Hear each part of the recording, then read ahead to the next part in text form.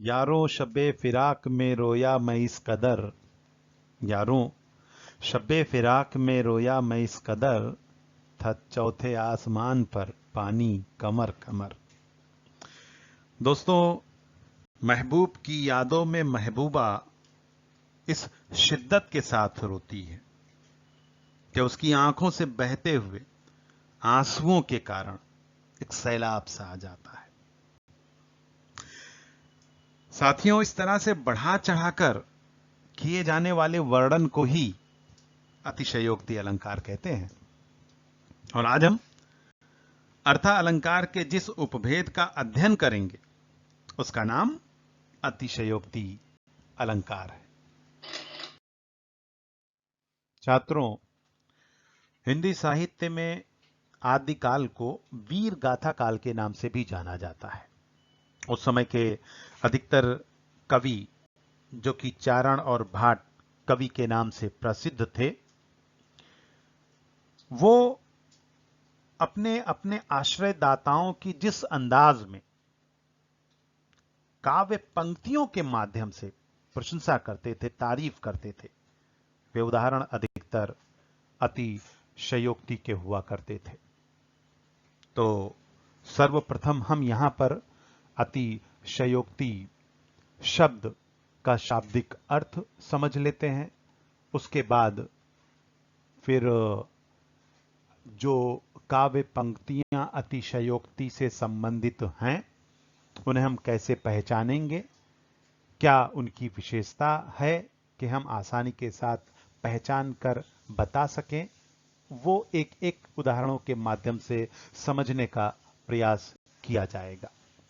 तो यहां पर आप देख रहे हैं कि अतिशयोक्ति अलंकार। देखिए, अतिशयोक्ति अलंकार अतिशय यानी बढ़ा चढ़ाकर, उक्ति यानी कथन, बोली, बातें करना। मतलब यह कि अतिशयोक्ति दो शब्दों से मिलकर बना है। बढ़ा चढ़ाकर की जाने वाली बातें अतिशयोक्ति कहलाती हैं। अगर उसे परिभाषित किया जाए तो जहां उपमेय और उपमान, उपमा अलंकार में जो पढ़ाया गया वो ध्यान कीजिएगा। जहां उपमेय यानी सामान्य वस्तु को पूर्णतः, पूरी तरह से छिपाकर, उपमान यानी विशिष्ट, खास से उसकी अभिन्नता को दर्शाया जाए, अभिन्नता जो भिन्न ना हो, अलग ना हो, वो बतलाया जाए, दिखलाया जाए, वहीं पर होता है अतिशयोक्ति अलंकार। आप इसे, ये जो पंक्ति यहां पर देख रहे हो ना, इसके माध्यम से समझ सकते हैं कि इसमें उपमेय को, इस वाक्य में देखिए, उपमेय यानी सामान्य जो वस्तु या प्राणी नहीं है। कैसे नहीं है? क्योंकि यहां पर उपमान, चांद का वर्णन किया गया। तो इस पंक्ति में उपमेय को एक तरह से निगल लिया गया है। चेहरा यहां पर दिखलाई ही नहीं पड़ रहा है, मुख यहां पर दिखलाई ही नहीं पड़ रहा है। और जिस तरह निगली हुई वस्तु दृष्टिगोचर नहीं होती, मतलब दिखलाई नहीं पड़ती, वैसे ही अतिशयोक्ति में उपमेय का एकदम से नाम नहीं लिया जाता। जैसे यहां पर आप देख रहे हैं, इस वाक्य में मुख या चेहरा नहीं दिखाया गया है, नहीं बताया गया है। उसके स्थान पर उपमान, ये जो चांद शब्द है ये उपमान है, क्योंकि ये खास है, ये विशेष है। तो उपमेय की जगह उपमान को ही रख दिया गया है। ये वाक्य यहां पर देख रहे हैं ना, कैसे? अरे यार, ये चांद देखो। यानी जब नायिका के सुंदर चेहरे को व्यक्ति देखता है तब वो अचानक कह उठता है, अरे यार, यह चांद देखो। अब यहां पर उपमेय यानी चेहरा जो है उसका वर्णन नहीं है, उसे एकदम से गायब कर दिया गया है। और उपमान यानी चांद को मुख की जगह पर, यानी उपमेय की जगह पर रखते हुए चेहरे को एहसास किया जा रहा है, प्रतीत किया जा रहा है। इसीलिए यहां पर अतिशयोक्ति अलंकार है। अब इसे इन पंक्तियों के माध्यम से और अच्छे प्रकार से आप समझ सकते हैं कि जब काव्य पंक्ति में, यानी किसी भी कवि की कविता की लाइन में किसी वस्तु या प्राणी का वर्णन जिसके बारे में बताया जाए, इतना बढ़ा चढ़ा कर किया जाए कि वो लोक सीमा को ही पार कर जाए, तब वहां पर अतिशयोक्ति अलंकार होगा। उदाहरण आप यहां पर देख सकते हैं कि हनुमान की पूंछ में लग न पाई आग, लंका सगरी जल गई, गए निशाचर भाग। देखिए, ये रामायण से संबंधित एक घटना है जहां पर श्री रामचंद्र जी, हनुमान जी सीता जी की तलाश में लंका में प्रवेश करते हैं और वहां पर निशाचर यानी जो असुर हैं, जो राक्षस हैं, वो उन्हें पकड़ लेते हैं और उनकी पूंछ में आग लगाकर उन्हें खत्म करने की निश्चेष्ट कोशिश में वो असफल हो जाते हैं और हनुमान उसी लगी हुई पूंछ की आग के माध्यम से पूरी लंका को जलाकर राख कर देते हैं। अब यहां पर अतिशयोक्ति किस प्रकार से हुआ कि हनुमान की पूंछ में लग न पाई आग, यानी हनुमान की पूंछ में अभी आग भी नहीं लगी है। क्या बताया जा रहा है? लंका सगरी जल गई, गए निशाचर भाग। कि हनुमान की पूंछ में आग भी नहीं लगी, आग लगने से पहले ही जो है लंका जलकर राख हो गई। यानी यहां पर बात को बहुत बढ़ा चढ़ाकर किया जा रहा है। अब हम अगले स्लाइड के माध्यम से आपकी टेक्स्ट बुक में दिए गए उदाहरणों को भावार्थ के आधार पर किस प्रकार से वहां पर अतिशयोक्ति अलंकार है उसके बारे में चर्चा करेंगे। ये जो उदाहरण है, पहला सर्वप्रथम यहां पर देखते हैं। पत्रा ही तिथि पाइयो, वा घर के चहुपास, नित प्रति पुनियो रहो, आनन ओप उजास।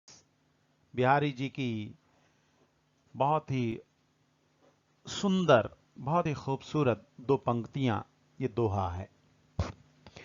पत्रा ही तिथि पाइयो, पत्रा यानी पचांग, जिसे आप कैलेंडर कहते हैं। तिथि यानी तारीख, डेट, दिनांक, यानी कैलेंडर के माध्यम से ही तारीख का पता चलता है। तो जैसे आज 21 तारीख है, दिन सोमवार है, कल 22 तारीख रहेगी, दिन मंगलवार। तो अक्सर हम दिन निकला हुआ है, सूरज निकला हुआ है, उस आधार पर अंदाजा नहीं लगाते, बल्कि हम कैलेंडर का सहारा लेते हैं। अगला दिन जब निकलता है तो हम बोलते हैं कि आज ये दिन है। अब यहां पर कवि बिहारी अपनी नायिका की सुंदरता का वर्णन इतना बढ़ा चढ़ाकर कर रहे हैं कि जिस घर में, यहां पर दिया गया ना, वाह घर, जिस घर में नायिका रहती है उस घर के चौपास चारों ओर इतनी चमक है, इतनी रोशनी है, इतना प्रकाश फैला हुआ है कि वहां पर कैलेंडर के माध्यम से ही तिथि का अंदाजा लगाया जा सकता है। ऐसा क्यों है?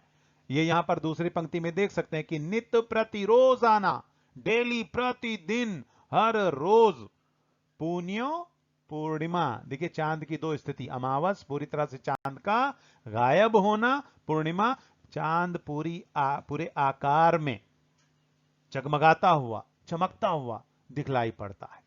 तो फुल साइज जब पूर्णिमा रहती है, चांद खिला रहता है, उसे पूर्णिमा कहा जाता है। यहां पर नायिका के चेहरे का वर्णन इसी तरह से किया गया। आनन यानी चेहरा, ओप यानी चमक, उजास यानी उजाला। कि नायिका के चेहरे पर जो तेज है, जो चमक है, जो उजाला है, जिस घर में वो रह रही है उस घर में रहने, उसकी वजह से, उस की सुंदरता की वजह से, उसके चेहरे की चमक की वजह से रोजाना वहां पर पूर्णिमा का चांद है ऐसा महसूस होता है। तो दिन तो दिन, रात में भी रात जैसा हालात, रात जैसी स्थिति वहां पर दिखलाई नहीं पड़ती। अब आप यहां पर अंदाजा लगा सकते हैं कि चेहरे की खूबसूरती को, चेहरे की सुंदरता को पूर्णिमा के चांद की तरह बताकर कवि बिहारी ने यहां पर अतिशय योक्ति अलंकार का जो प्रयोग किया है वो बहुत ही सुंदर है। अगला उदाहरण देख लेते हैं कि हनुमान की पूंछ में लग न पाही आग, लंका सगरी जल गई। गए निशाचर भाग, ये आपके टेक्स्ट बुक में दिया गया है। हमने पिछले स्लाइड में इसका वर्णन किया कि हनुमान के पूंछ में आग लगी भी नहीं थी कि लंका जो है जलकर राख हो गई और राक्षस और जो असुर थे वो वहां से 9-2-11 हो जाते हैं। अगला उदाहरण यहां पर देख लेते हैं कि पड़ी अचानक नदी अपार, घोड़ा उतरे कैसे पार, राणा ने सोचा इस पार, तब तक चेतक था उस पार। देखिए कितनी खूबसूरत, कितने सुंदर शब्दों का और बड़ी सरलता के साथ कवि ने इन 4 पंक्तियों के माध्यम से अपनी बात को इतना बढ़ा चढ़ाकर प्रस्तुत किया कि यहां पर अतिशयोक्ति अलंकार का इस्तेमाल दिखलाई पड़ रहा है।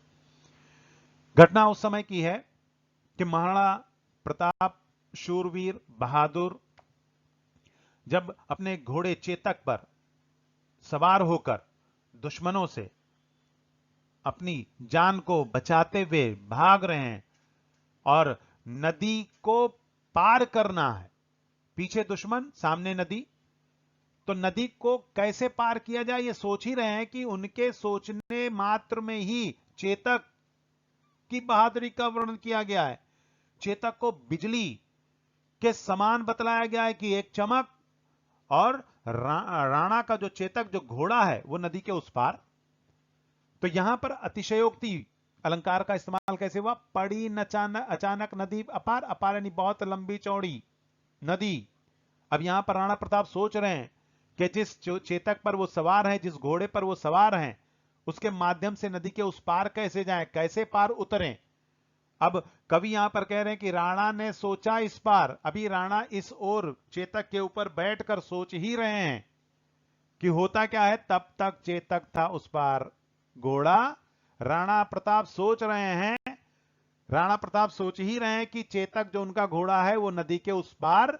ये इतनी तेजी यहां पर बताएगी। सो यहां पर कितना बढ़ा चढ़ाकर वर्णन किया गया है, इसीलिए यहां पर अतिशयोक्ति अलंकार। दोस्तों, अतिशयोक्ति अलंकार में फिलहाल आज इतना ही। अब अगले वीडियो के माध्यम से हम दृष्टांत अलंकार के बारे में समझेंगे। तब तक के लिए धन्यवाद।